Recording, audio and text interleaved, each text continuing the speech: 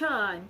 Last 2017, ang huli kong hulog sa Pag-ibig Fund ng aking contribution, and then ngayon gusto kong mag-open ng Pag-ibig MP2 dahil gusto kong makapag-ipon. Qualified pa rin ba ako or disqualified ako para sa Pag-ibig MP2 savings na yan?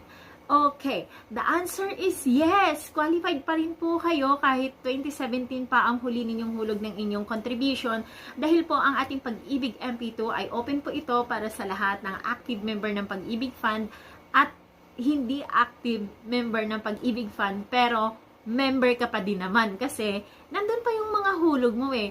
Kahit nga yung 60 years old ka and then winidraw mo na yung contribution mo, pero within that time na na-withdraw mo ay meron ka pang 24 months ng contribution, ay pwede po kayong mag-open ng MP2. Kaya dali, pumunta na sa Pag-ibig Fund!